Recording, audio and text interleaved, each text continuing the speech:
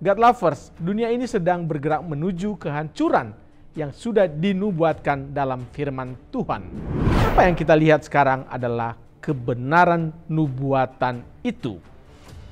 Dunia semakin jauh dari Tuhan dan kita tidak bisa menyangkal bahwa apa yang terjadi di Thailand adalah salah satu bukti nyata.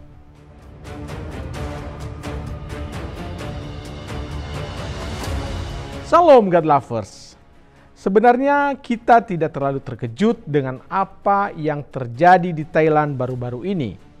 Sebagai negara yang sejak lama dikenal terbuka terhadap transgender, langkah Thailand untuk mengesahkan undang-undang pernikahan sesama jenis mungkin bukan hal yang sepenuhnya mengejutkan. Namun, tetap saja kita tidak bisa menutupi rasa miris melihat kenyataan ini. Sebuah kebijakan yang secara terang-terangan bertentangan dengan nilai-nilai firman Tuhan kini dilegalkan tepat di negara tetangga kita. เราก็ดีใจแหละว่ามันจะมีสมรสเท่าเทียมแล้วที่เราเคยวาดฝันกันมานาน Keputusan ini bukan hanya persoalan lokal. Dalam era globalisasi, keputusan seperti ini dengan cepat dapat memengaruhi negara-negara lain, termasuk Indonesia. Anak-anak kita yang setiap hari terpapar informasi dari media sosial dan budaya global kini berada dalam ancaman serius. Pertanyaannya adalah, apa yang akan kita lakukan untuk menjaga iman dan keluarga kita tetap kuat di tengah arus dunia yang semakin rusak?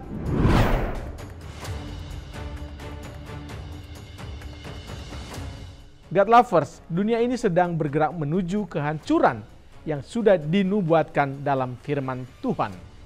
Yesus berkata dalam Matius 24 ayat 12 bahwa pada akhir zaman kasih kebanyakan orang akan menjadi dingin.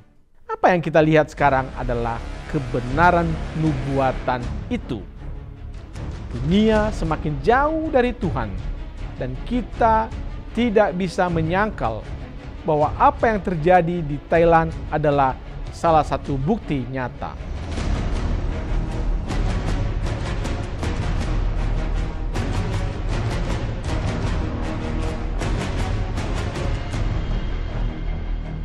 Tetapi, God lovers, ancaman terbesar bukan hanya datang dari luar, melainkan juga dari dalam keluarga kita sendiri. Di era ini, mereka terpapar begitu banyak ideologi dan budaya yang seringkali bertentangan dengan firman Tuhan.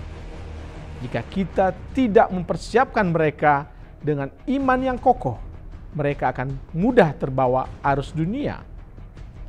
Firman Tuhan dalam Amsal pasal 22 ayat 6 mengingatkan kita, didiklah orang muda menurut jalan yang patut baginya, maka pada masa tuanya pun ia tidak akan menyimpang daripada jalan itu.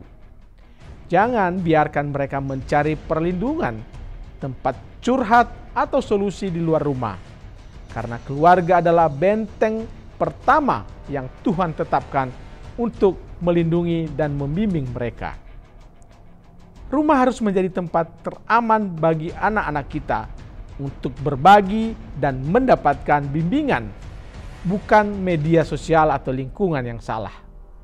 Sebagai orang tua, kita harus mulai mengajarkan anak-anak kita tentang ajaran Yesus sejak dini. Ajarkan mereka tentang kasih Tuhan, tetapi juga tentang kebenarannya. Jelaskan kepada mereka apa yang benar dan apa yang salah menurut firman Tuhan. Jadikan rumah kita sebagai tempat di mana mereka dapat belajar untuk mencintai firman Tuhan dan hidup dalam kebenarannya. God lovers, di tengah tantangan ini, kita juga tidak boleh lupa untuk tetap menunjukkan kasih Kristus kepada semua orang, termasuk mereka yang hidup dalam gaya hidup yang tidak sesuai dengan firman Tuhan. Roma pasal 1 ayat 26 sampai 27 dengan jelas menyatakan bahwa hubungan sesama jenis adalah dosa. Tetapi Alkitab juga mengingatkan kita untuk mengasihi semua orang tanpa terkecuali. Kita tidak dipanggil untuk membenci, tetapi untuk menjadi terang. Bagi dunia yang gelap ini, kasih kita tidak boleh menjadi kompromi terhadap dosa, tetapi justru menjadi undangan kepada orang-orang yang tersesat untuk kembali kepada Tuhan. Baru-baru ini kita juga melihat langkah Presiden Trump yang menyatakan dengan tegas bahwa hanya ada 2 gender, pria dan wanita. Dunia mungkin menganggap ini kontroversial, tetapi kita tahu bahwa ini adalah kebenaran yang berasal dari firman Tuhan. Kejadian pasal 1 ayat 27 berkata, "Maka Allah menciptakan manusia itu menurut gambarnya. Laki-laki dan perempuan diciptakannya mereka." Dunia boleh saja terus mencoba membelokkan kebenaran ini, tetapi kita harus tetap berdiri teguh di atas firman Tuhan. Di saat yang sama, kita juga harus terus mendoakan para pemimpin seperti Presiden Donald Trump, serta para pemimpin negara, kota, dan wilayah yang dengan berani menegakkan nilai-nilai firman Tuhan. Kita perlu berdoa agar mereka tetap kuat, konsisten, dan teguh dalam mengimplementasikan kebijakan yang sejalan dengan prinsip Alkitab. Dalam 1 Timotius 2 ayat 1-2, kita diajarkan untuk menaikkan doa syafaat bagi para pemimpin, agar melalui mereka kita dapat hidup dalam ketenangan, kebenaran, dan damai sejahtera. God lovers, tantangan ini nyata, tetapi kita memiliki harapan. Yesaya 40 ayat 8 berkata, "Rumput menjadi kering, bunga menjadi layu, tetapi firman Allah kita tetap untuk selama-lamanya." Mari kita lindungi keluarga kita, ajar anak-anak kita untuk hidup dalam kasih dan kebenaran Kristus, dan tetaplah berdoa bagi dunia ini. Mari kita menjadi perpanjangan tangan Tuhan, membawa kasih, doa, dan pengharapan ke dunia yang semakin jauh darinya. Dunia boleh berubah, tetapi firman Tuhan tetap sama. Dan di tengah kekacauan ini, kasih Kristus adalah jawaban bagi semua orang. Saya Apose Apollonius Lasse. Sampai jumpa di Diaspora Voice berikutnya.